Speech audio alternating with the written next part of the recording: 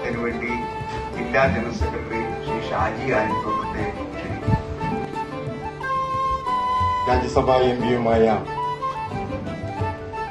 ഏറെ അതിഥിനായ ബഹുമാനപ്പെട്ട ജോസ് കെ മാണി അവർ ചിന്തിക്കുകയും പ്രവർത്തിക്കുകയും വായിക്കുകയും ചെയ്യുന്ന എല്ലാ മേഖലകളിലേക്കും വിജ്ഞാനത്തിന്റെ മേഖലകളിൽ ഉള്ളവരുടെ കൂടി ശ്രദ്ധ കേരള കോൺഗ്രസിലേക്ക് ആകർഷിക്കുവാൻ കേരള കോൺഗ്രസ് പാർട്ടിയുടെ തൃശൂർ ജില്ലാ കമ്മിറ്റിയുടെ നാളിതുവരെയുള്ള ഈ ജില്ലാ കമ്മിറ്റിയുടെ കഴിഞ്ഞ 2-2.5 വർഷക്കാലത്തെ പ്രവർത്തനങ്ങൾ കൊണ്ട് കഴിഞ്ഞു എന്ന് വളരെ അഭിമാനപൂർവ്വം ഈ സന്ദർഭത്തിൽ ബഹുമാനായ പാർട്ടി ചെയർമാന്റെ സാന്നിധ്യത്തിൽ സൂചിപ്പിച്ചുകൊണ്ട് നിർണായകമായ ഈ കാലഘട്ടത്തിൽ ഇടതുപക്ഷ ജനാധിപത്യ മുന്നണിയിലെ പ്രമുഖ ഘടകകക്ഷിയായ ബഹുമാനായ മുഖ്യമന്ത്രിയോടും പല മേഖലയിൽ നടന്നു കാണും. പക്ഷെ ഒരു കാര്യമുള്ളത്, ഇന്ന് ഭരണം നിലനിർത്തുവാൻ വേണ്ടി കേന്ദ്ര ബഡ്ജറ്റ് പണയം വെച്ചിരിക്കുവാണ് ഇന്ന് കേന്ദ്ര സർക്കാർ. ആ പണയം വെച്ചിരിക്കുന്നത് എവിടെയാണ്? 2 സംസ്ഥാനങ്ങളുമായി ബന്ധപ്പെട്ട, ഒന്ന് ബീഹാറും അതുപോലെ തന്നെ ആന്ധ്രാപ്രദേശും. നിങ്ങളൊക്കെ പറയുന്നത് പോലെ ഒരു AP ബഡ്ജറ്റാക്കിയാണ് എന്ന് പറഞ്ഞാൽ ഇതൊരു കേന്ദ്ര ബഡ്ജറ്റ് എന്ന് തന്നെ പറയാൻ കഴിയില്ല. ഇത് 2 സംസ്ഥാനങ്ങൾ നിയമസഭയിൽ ആന്ധ്രയിലും ബീഹാറിലും നിയമസഭയിൽ നടത്തേണ്ട ഒരു ബഡ്ജറ്റായി മാറിയിരിക്കുന്നു എന്നുള്ളതാണ്. കേരള സംസ്ഥാനത്തിനെ പറ്റി എടുക്കുമ്പോൾ നമ്മളൊക്കെ അതിനെപ്പറ്റി അവലോകനം നടത്തി, അതിനെപ്പറ്റി ഞങ്ങൾ മാധ്യമങ്ങളോട് സംസാരിച്ചു, ഇപ്പോൾ പാർലമെന്റിനകത്ത് ഓരോരുത്തരും സംസാരിച്ചു വരുന്നു. നമുക്കറിയാം, കേരള സംസ്ഥാനം ഇന്ത്യയുടെ മാപ്പിലുണ്ടോ എന്നുള്ളത് തന്നെ സംശയമാണ്.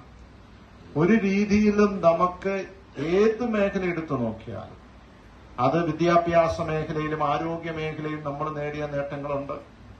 പക്ഷെ അതിനെ കൂടുതൽ കാര്യക്ഷമതയായി മുന്നോട്ട് കൊണ്ടുപോകാൻ ഒരു തരത്തിലും നമുക്ക് ഒരു പരിഗണനയും നൽകിയിട്ടില്ല.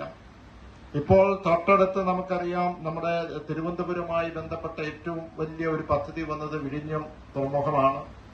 അവിടെ മദർഷിപ്പ് വന്ന് എത്തുന്ന ഒരു രാജ്യത്തെ തന്നെ വലിയൊരു തുറമുഖമായി മാറിയിട്ട് അതിനു വേണ്ടിയിട്ടുള്ള പദ്ധതി, കൂടുതൽ അതിനു വേണ്ടിയിട്ടുള്ള നിർമ്മാണവുമായി ബന്ധപ്പെട്ടുള്ള പദ്ധതിക്ക് ഒരു പൈസ പോലും വെച്ചില്ല. കാർഷിക മേഖലയുമായി ബന്ധപ്പെട്ട് അവിടെ നമുക്ക് കാണുവാൻ കഴിയുന്നത് നാണ്യവിളകള്, അത് ഒരു ഫോറിൻ എക്സ്ചേഞ്ച് വിദേശ നാണ്യം നേടിയെടുക്കുന്നതാണ് ഏറ്റവും കൂടുതൽ ലോകത്തിലെ. അത് നമ്മുടെ ഏലം എടുത്താലും കുരുമുളക് എടുത്താലും ലോകത്തിലെ ഏറ്റവും വലിയ ക്വാളിറ്റിയുള്ള, ഏറ്റവും മതിപ്പ് അല്ലെങ്കിൽ ഏറ്റവും കൂടുതൽ പ്രാധാന്യമുള്ള ഒരു നമ്മുടെ നാണ്യവിളകളാണ്.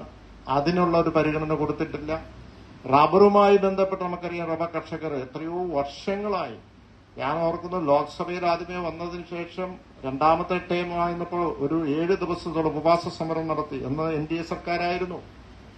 അവിടെ ഞങ്ങളെയൊക്കെ വിളിച്ചു വരുത്തി, അന്ന് ഉപവാസം കഴിഞ്ഞ് വിളിച്ചു വരുത്തി, ഇന്നത് വേണം, ഇതെല്ലാം ചെയ്യാമെന്ന് പറഞ്ഞിട്ട് അതിൽ നിന്ന് പുറകോട്ട് പോവുകയും മാത്രമല്ല, അതിനുശേഷം നമ്മൾ കണ്ടത് കോർപ്പറേറ്റ് കമ്പനികൾക്ക് മുഴുവൻ അതിനുള്ള പരിഗണന കൊടുക്കുന്നു.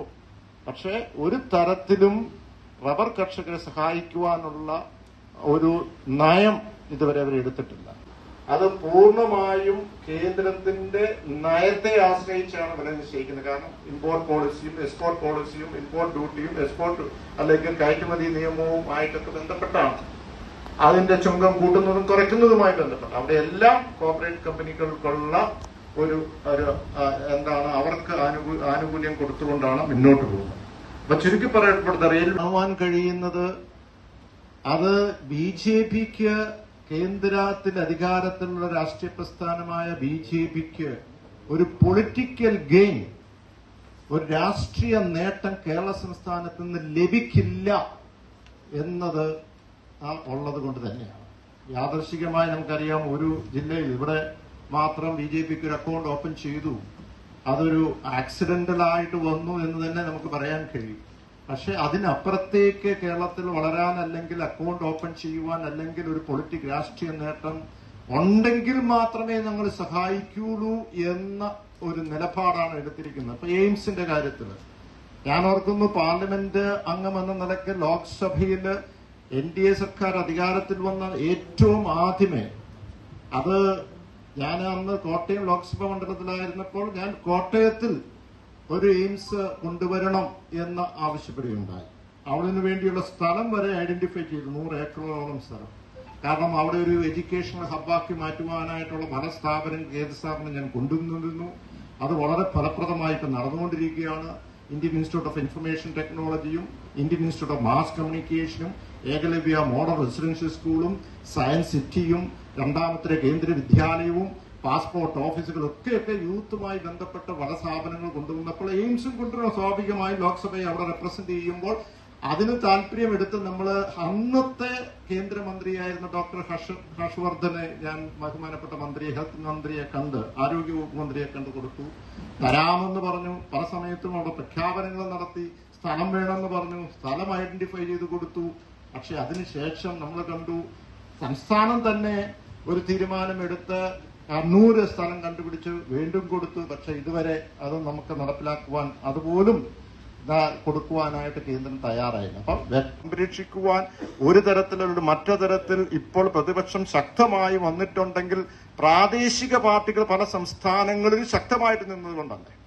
അല്ലെങ്കിൽ നമുക്കറിയാം NDA പോലെ അല്ലെങ്കിൽ BJP പോലെയുള്ള അവരെ ഏകപക്ഷീയമായി അല്ലെങ്കിൽ മുഴുവൻ 100% അല്ലെങ്കിൽ ഒരു ഭൂരിപക്ഷം അബ്സല്യൂട്ട് മജോറിറ്റിയിലേക്ക് പോയിരുന്നെങ്കിൽ തീർച്ചയായും ഇന്ന് ഭരണഘടനയെ തന്നെ പൊളിച്ചെഴുതുന്ന രീതിയിലേക്ക് കൊണ്ട് എത്തുമായിരുന്നു. അപ്പോൾ ഞാൻ എന്റെ വാക്കുകൾ ചുരുക്കുക. ഇടതുപക്ഷത്തിന് ഒരു പരാജയമുണ്ടായി. ആ പരാജയം നമ്മൾ സൂചിപ്പിച്ചു, പബ്ലിക്കായിട്ട് ഞങ്ങൾ പറഞ്ഞു. കേരള കോൺഗ്രസ് അവലോകനം ചെയ്തു. അവിടെ പരാജയം ഞങ്ങൾ മാനിക്കുന്നു, അതിനെ ബഹുമാനിക്കുന്നു. തീർച്ചയായും തിരുത്തുകൾ വരുത്തേണ്ടതുണ്ട്. അതിന്റെ പ്രധാനപ്പെട്ട കാരണം ജനങ്ങളുടെ വോട്ടും കൂടിയാണ് നമ്മൾ ജയിക്കുന്നത്. അതുകൊണ്ട് ഇതൊക്കെ ഓരോ രാഷ്ട്രീയ സാഹചര്യത്തിലും മാറിയും തിരിഞ്ഞും വരും. അതനുസരിച്ചുള്ള തിരുത്തലുകൾ ഇന്ന് സർക്കാർ നടത്തുവാൻ കഴിയണം.